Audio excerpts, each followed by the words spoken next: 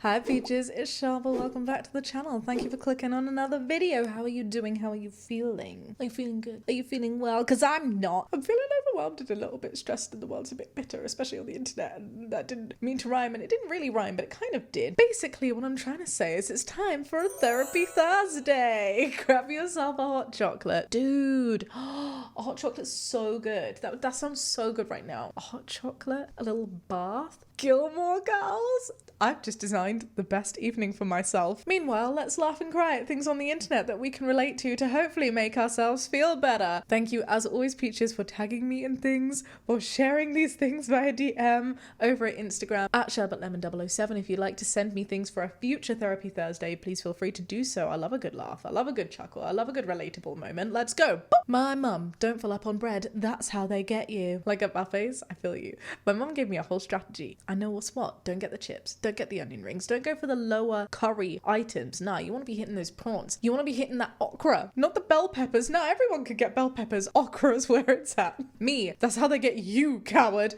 I will bankrupt this Olive Garden. I love it.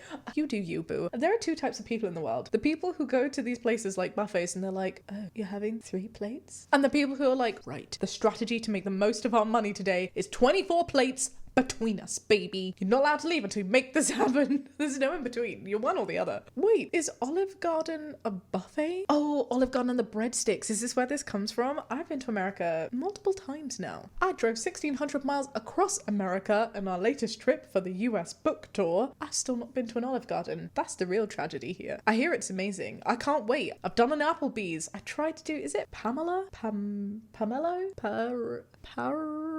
Paranormal Activity? What is the place that does the bread and the soup in the States? I don't know what it's called. And everyone was like, oh, you should totally try that. But I'm not gonna lie. I went in and I was like, this isn't for me. And then I left. But Olive Garden, this is high on my to-do list. Olive Garden and Target, if you will. Oh, Sid the visual kid. I love Sid so much. Look, if you are wanting those endorphins, if you're wanting those feel-good feelings, you want to be following Sid the visual kid over on Instagram. Whenever I see Sid's post, I feel empowered. Not happy, empowered. Because they're not all positive, but they make you feel so good. Bit of a mess, but doing my best. You preach it, froggy. I actually have those glasses. I'm not kidding. Ribbit. Oh, to be a frog, to a nothing but a little bow and be able to pose like paint me like one of your French girls. It's been fun, but I'm gonna cry now. The heart cheeks are everything. Who cares if you look weird? You are weird. I agree, Sid. Weird is underrated. Big time. I'm working on a song called Weird. I love it so much. It's been my biggest self-earworm. And I can't wait. I'm annoyed at myself that I haven't finished it yet. Don't stress, baby girl. You got this. You do. You do, little peach, watching this video. I see you. I see you stressing. That thing that you're worrying about, that thing, you are going to get through this. This too shall pass. You have got this. Stop saying yes to shit you hate. You preach, little hot dog. You're so cute. Oh my gosh. I love that you are covering yourself in mustard. This is a very important lesson. Something I need to have, like, you know how like donkeys, they talk about the carrot dangling on stick, that little carrot? I need that on a piece of paper. Just right there. There's of course an amount of privilege that comes from this, but there's also moments where if someone's like, hey, should we do this? And you're like, but I don't like paintballing. Say no! It's okay to say no. No. Oh, we've all been there, little Pepper. We've all been there. Oh, this poor little Pepper. I feel bad now because I just badmouthed bell peppers at the beginning of this video. This Pepper is sad because of me. I'm sorry. I'm so sorry.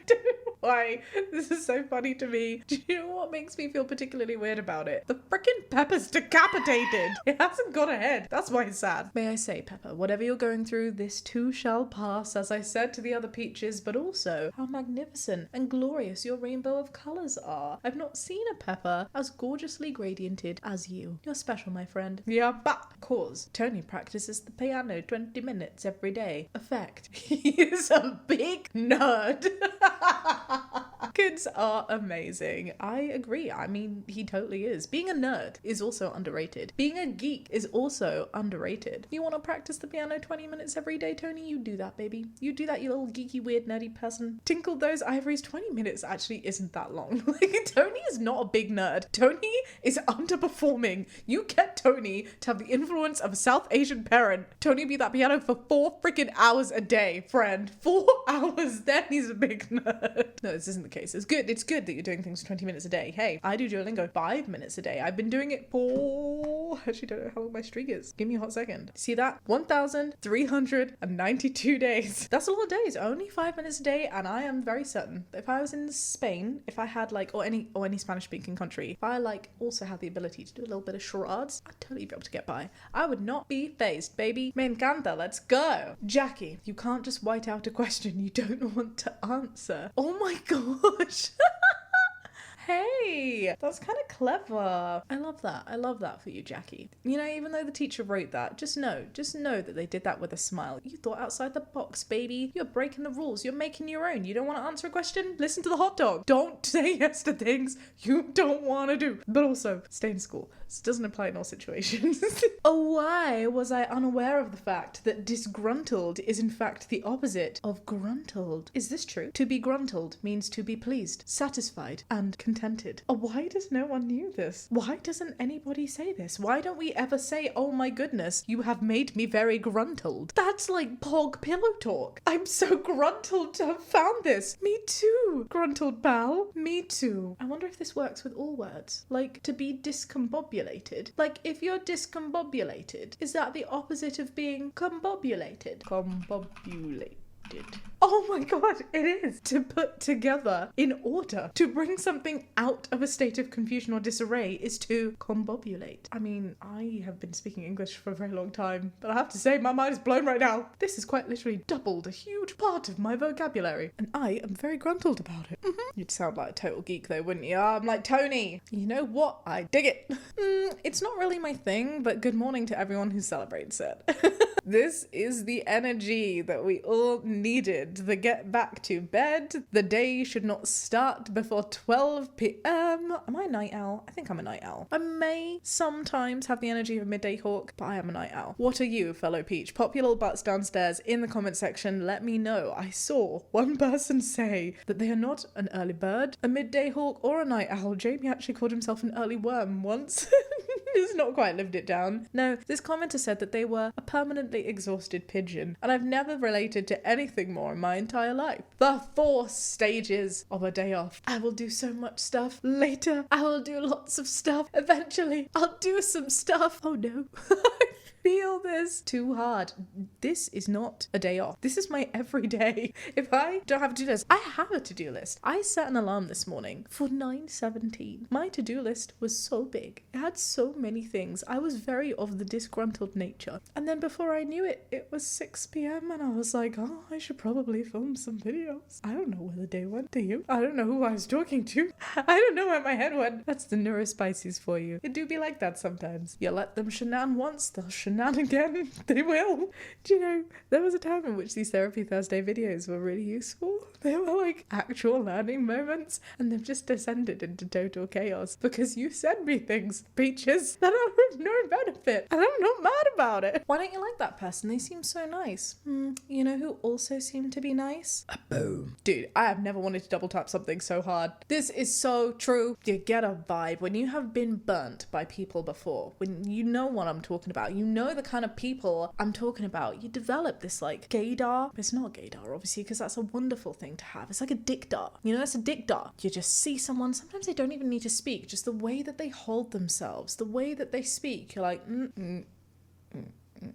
and you just know there's like this slime, this sleaze, this cheesiness to the way that they say things, and that dickdar, it do be poppin'. It do be poppin'. I wish I could articulate it, and it's so funny because I feel like that same inability to articulate is exactly what happens when people like these people. I read about this from a psychology once. I did actually read it. I didn't just watch it from a TikTok. I read it. If you're in a relationship with someone, it could be a romantic relationship, it could be a friendship, whatever, just any kind of connection with someone, and somebody says to you, hey, what is it that you like about that that person, if you can't say, it's this, give concrete examples, it's the fact that they make me a better person. It's the fact that I feel safe when I'm near them. They make me laugh. They make me happy. They're so funny. They are so kind. I love how they humble. It humbles me too. If you can't articulate why and you're like, you know what, it's just that special something. There's that zing. I can't explain it. It's this energy that we have. If they fall to these terms that are entirely just not explicable, it's because there are no explicable reasons to it. They themselves don't understand and have to resort to this mystical, seemingly faith-ridden reason as to why this person is in their lives. And that, my love, is a big red flag. Alongside all of these, I was gonna say cuties.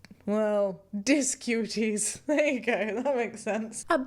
There is no finish line. Every day we arrive where we need to be. You shout it. Set my own pace. Life is not a race. Oh, the snail bee rhyming. I love that. I love that. I love this. This is so important. And honestly, I feel like this is the most important message that we as a society need to hear right now. That and, hey, everybody else is not out to get you personally. Like, there is no need for this infighting and this bitterness. But also, don't be so hard on yourself. It's the biggest trap to fall into, particularly on social media. I feel like we often compare our chapters 1, 2, 3s to other people's chapters 20s, other people's chapters 50s. And we're like, God, why are we not there? Not taking into account that we have entirely different resources, entirely different life paths, entirely different values and priorities and things that we want from life. And then we get a skewed perception that, oh no, we feel, surely we have to want what that person on social media is telling me that I have to want. No, babe, you don't. You do you. If their message correlates with yours and you like it, cool, fab. Follow them if it's good vibes. If it's not, why are they there? Why are you allowing them into your bubble? If you're sitting on the sofa one day and the most accomplished thing that you've been able to do is a fart and eat your lunch, then that's great for you, baby. That is where you're meant to be. Who cares if Kim Kardashian says we all have the same 24 hours in a day? We're on a different life path to Kim Kardashian. That's totally okay. You live life at your pace. Let her live hers. It's gravy, baby. My flabbers do be gasted daily. They do. What is with grammar in this video? Flabbergasted.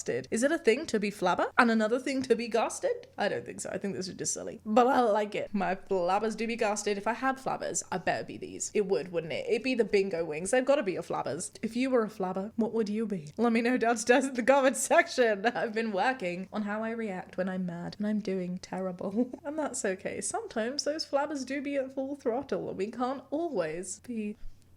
You know, sometimes there's just like fire in the eyes. It just has to happen. But good on you for working on it. We do need to do that. The older I get, the more I understand why roosters start their day off by screaming.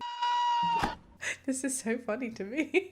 Who ever thought that they would be able to relate to a rooster? And then, you know, a good scream is pretty healthy every now and then. Jamie and I, we climbed Mount Etna this one time and it was really quiet and really deserted and we were just putting our hands up and we were screaming at the top of our voices and it felt so good. That's why, like, fun fact, the body feels better when you swear. When you let out these like little spurts of energy, it can be very beneficial for the noodles up there. I wonder if roosters are happier for it. Is a rooster's well-being better than that of a hen, specifically for the fact that they scream every morning? Maybe they're not screaming, maybe they're singing, and that's really good for you too. Me as a therapist, oh my god, same! We laugh, but actually this is a really important message to have. A therapist may not say it in this way, but for me, being able to relate to something that somebody has said, hearing that somebody else understands what you're going through, wow, doesn't it make things better? It doesn't solve a problem, but it makes you feel less bananas and it makes you feel less alone to know that you're not the only person going through it. And 99.9% of the time, baby, you are not the only person that this has gone through. And so I say it with the utmost respect, you're not special, and isn't that a wonderful thing? We all need to chill. I won't go first, but it's something that I've noticed.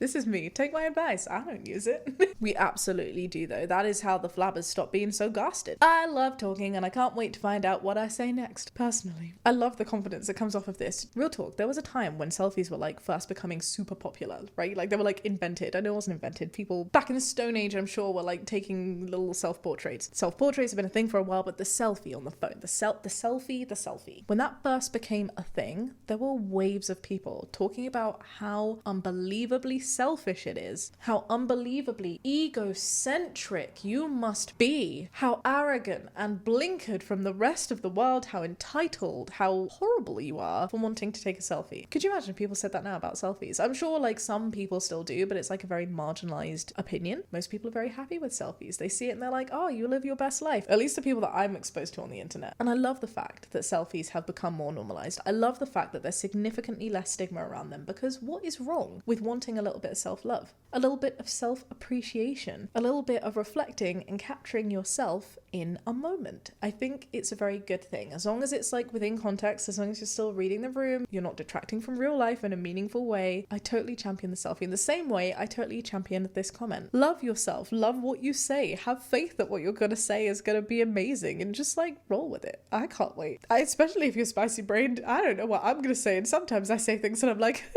crack me up. Does anyone know what to do?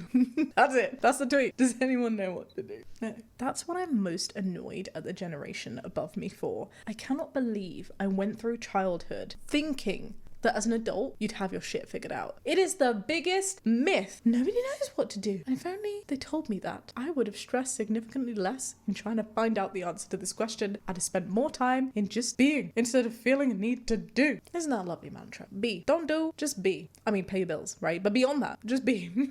Do as much as you need to do in order to be, and then be. Just be. If you are not in my circle of trust, you're probably in my triangle of suspicion or my rhombus of doubt.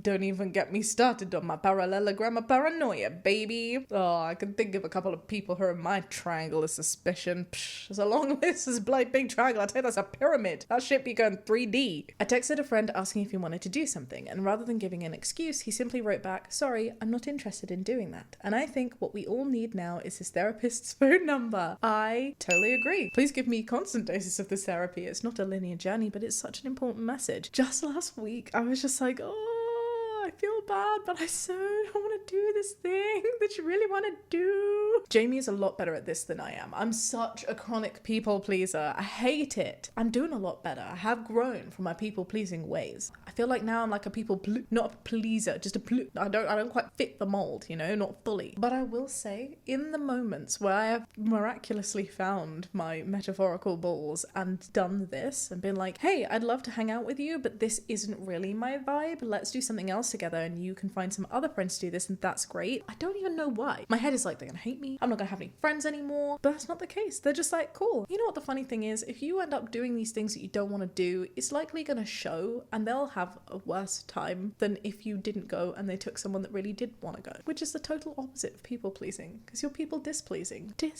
The English language has just got me today. There you go. If you are waiting on an invite that you reluctantly feel like you need to attend, let this be your sign. You don't need to do it, baby. You don't want to go to that work mixer? Don't go to the work mixer. It's not the end of the world. Whether you get promoted or not, it's not going to be based on a work mixer. You'd rather be at home eating pasta watching Netflix? You do that. You do that. I don't judge you. I worship you. I'm here for that. Hey, sorry I didn't respond to your text. I'm trying to process a non-stop 24/7 onslaught of information with a brain designed to collect nuts in a forest. Truer words have never been spoken. Never. Our brains are not designed for the level of information that we consume. I would not want to live in the medieval times, let me tell you. I do not like the idea of pooping in a bucket and throwing it out a window. No. You know, when you think about the fact that the only news that they heard were the things that they were able to be told in person, things that town criers had to say because it was really important for them to know, but apart from that, not much else negative news in that sense. This politician's doing this terrible thing, this celebrity thinks this terrible thing, it's all shitting on parts of your identity. Don't know it. The only information I'm getting is what muffin flavour is being baked next to me by my neighbour. That is a kind of information consumption that our brains were built for. And now, in the space of 7 minutes, we scroll through so much information